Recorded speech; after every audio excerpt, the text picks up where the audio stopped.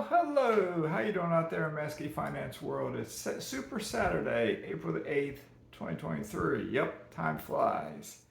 And I'm coming to you from South Florida, and definitely I'm not a financial advisor. I'm not a CPA.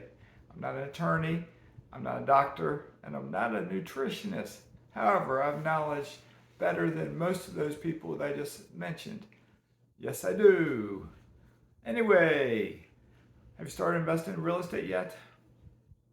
Stocks, ETF, crypto, gold, precious metals, art, wine, oil drilling, mineral rights acreage, any of that? What about credit cards? Do you use credit cards at all? I still see people sometimes in stores spending all their, like, a lot of cash to pay for groceries. Bill could be $150 or so. They got cash. Restaurants, $100 bill, they pay cash. And part of me is like, why? Do they follow Dave Ramsey? Must be. Because credit cards and investing and living healthy all go hand in hand, as long as you know how to do it properly. Real quick on credit cards, whatever you charge on a credit card, pay it off in full every month so you don't pay interest. Never pay interest on a credit card unless, worst case scenario, something happens and you have to, okay? And I'm not saying don't pay your interest if you get charged it. But what I'm saying is do your best to only charge what you can pay off each month, okay? All right, so that being said, why do I say this all ties together? If you start investing, especially if you start investing in real estate, you can become financially independent much sooner than you may expect. Much sooner. Remember, I am the guy who went from 0 rentals to 25 rentals in 4 short years. And at that time, I became financially independent.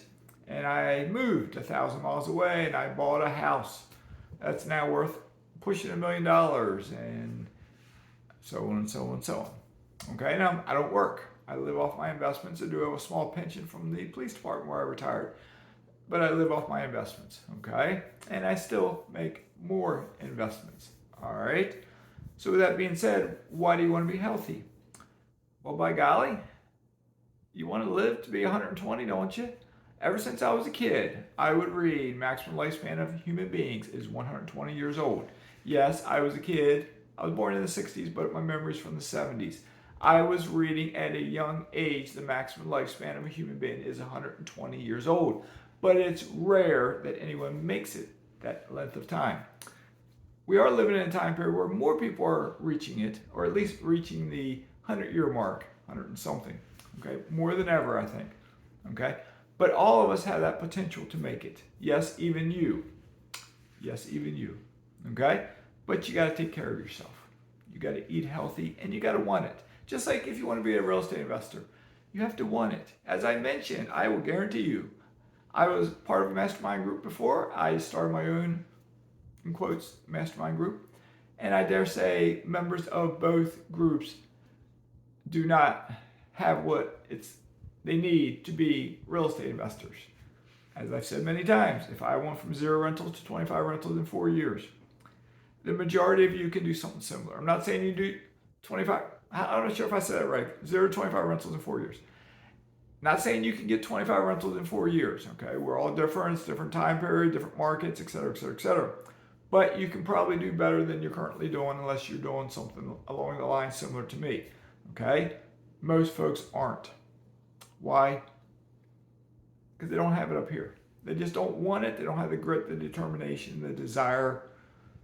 They can't resist temptations out there in life, etc. Okay? But I'm telling you, you can become financially independent. 5 years, 10 years, let's just say 10 years.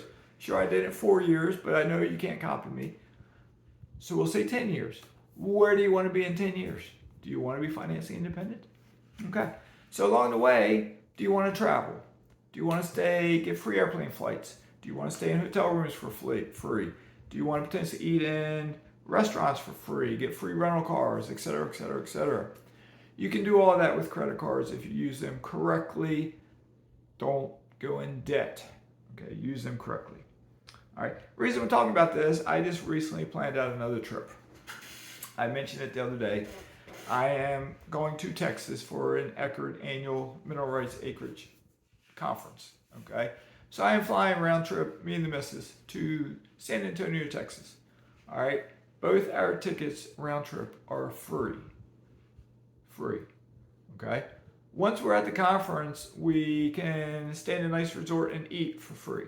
Okay. We're going there a day early. I haven't yet made the reservation, but I'm going to.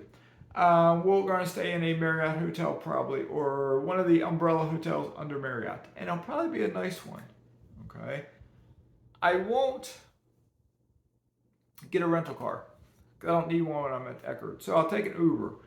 I will use one of my credit cards to get something back from the Uber. Okay. I think I got a credit card that will do that. All right. So, but with credit cards, so many people, they don't want to use them. They're scared of going into debt. If that's the case, I understand, but you got to change your mindset so you can resist going into debt. Always pay your balance in full every month. But if you're a real estate investor, it's the perfect time. Because if you're a real estate investor, there's always expenses, it seems like, that you can pay out of pocket. Okay? So, especially if you self-manage. If you self-manage, you can definitely pay expenses out of pocket. Homeowners insurance is one. Taxes is one. Repairs, maintenance, not vacancy, but repairs on the building is another one. Even if you have a property manager, I have contractors at times, I pay myself directly. I pay lawn care directly. I pay electricians directly. I've had different property managers, so there's been some different things I could pay. Sometimes I pay, if I owe the property manager something for a rehab, instead of them holding it out of my rent, I might put it on a credit card. Okay? Sometimes they charge a fee, and I do the math. Am I justified to pay that fee for the sign-up bonus that I'll get? Because what happens is, as you get a new credit card, you get sign-up bonuses. Okay? You might just spend X number of dollars in 3 months, 4 months, 6 months, and then you'll get perhaps a bunch of points. You might get free nights in a hotel. You might get something else, but you got to get the credit card. Okay? I just applied the other day. The missus and I, we rotate credit cards. We started in the fall of 2018. We had a little break during COVID in there where we didn't get any new credit cards, but now we're in the spring of 2023. I am up to, since I started this process, between the two of us, our 18th credit card. Okay? Roughly half for her, half for me. Okay? That's over a, 4.5 year period, let's say. Okay? All right. So, why have I gotten so many credit cards, you ask? Easy answer. Every time I get one, I get a sign-up bonus. Okay? I've had bonuses of 100,000 points before, Chase Ultimate Reward points. I had a credit card last year that gave me 5 free nights in a Marriott. And plus enough points give me another free night or 2 or 3. And I went to an Orioles game the other week and stayed in a nice Westin hotel. Very nice Westin hotel for free. Okay? I just mentioned two free airplane tickets round trip and a free hotel in San Antonio. We went to Panama back in January, the country of Panama, 2 free round trip air flights, free rental car for like 5, 6, 7 days, whatever it was, and 3 nights in a luxurious Hilton resort in Panama City. Okay? Last year I took multiple trips. I went to Marco Island, Florida. Went to Amelia Island, Florida. I flew up to Maryland. I flew to California, and we flew to Panama last year also. Every single trip, if I flew, free airplane tickets. I flew first class once or twice during that time period. Every night I stayed in a hotel. It was free. Every time I got a rental car, it was free. Okay? If I go back, I have a spreadsheet, and I have a loot journal on it, and I keep track of what I get. And I'll just skim down it real quick. 2 round trip tickets, another 2 round trip tickets, first class airplane ticket, 2 tickets first class, 2 more tickets, round trip. 2 more tickets, round trip. 2 more tickets, round trip. 2 more tickets, round trip. They're all flights. That's not counting the one I got coming up, because until I complete the trip, I don't put it in here. All right, moving over to rental cars. I've gotten 8 rental car for 8 days. I got one for 1 day. I got one for 7 days. I got another for 7 days, another for 6 days, another for 4 days, another for 6 days. That's what I remember to put in here. All right, hotel rooms.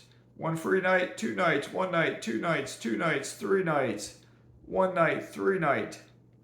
All right, so I got them. So I think I forget to put stuff in here sometimes. I've gotten 2 Airbnb gift cards totaling $1,000. I have used points to partially pay some of my bills before, because you get points you can pay your bills sometimes. I've done that. And I still have several 100,000 Chase Ultimate Reward points to use. I still have 4 more Marriott free nights to use. I have IHG. It's a hotel chain. Holiday Inn is one of them in there. It's a whole bunch of them, like 13 or 15. I got 140 some thousand points. I got 1 free night there. I got a Capital One Venture X card. I got another 40,000 points left in there. I have Hilton, American Express Hilton cards. I got points in there, and I got free Hilton nights, or if I don't have them yet, I got them coming very soon. 1 free night for each, myself and the missus. So it'll be 2 nights. I just got an American Express Gold card just recently, just like a week ago. So we got that. That's going to give me 60,000 points, and it gives 4x points in grocery stores, and I spend a lot of money in grocery stores. So if you buy groceries, which you should be, because you don't want to be eating out at restaurants, if you buy groceries, you can get credit cards that'll give you 4 points, 5 points, 2 points, 1 point, whatever one you get on all the money you spend in a grocery store. And if you got kids, how much do you spend in a grocery store in a month? $500? $750? $1,000? You can get a lot of different credit cards, and in 3 months, just in groceries, you might spend several $1,000s to get the sign-up bonus.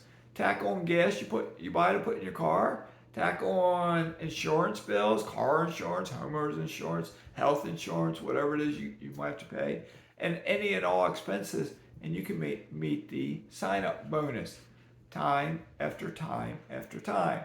All right, so you think that this will hurt your credit score. I check my credit score weekly. I check it on Credit Karma. I check it on credit card sites. I have bank sites that give me a free credit score check. One of my credit scores is now at 818. Okay. The other 2 that I have found are both right around 800, plus or minus. Might be a little bit over 800. One's like 790 something. Okay. And I can look at each one and figure out why some count something and another one doesn't, why one's that much higher. Okay. So with that being said, can't you do the same thing? Don't you want to do the same thing? Don't you want to have free travel, free lodging, free airplane tickets? It's rare that I travel anymore and I have to pay. I might pay something, even an airplane ticket, you might pay $20 or something, got to pay something. But anytime I pay, I'm using a credit card, so I'm getting more points. The points keep adding up, okay? So we go back. It all comes into play.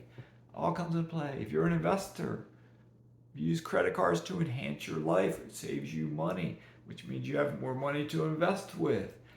By investing, you can become financially independent. So you want to keep yourself healthy. I know none of you smoke. I know none of you vape.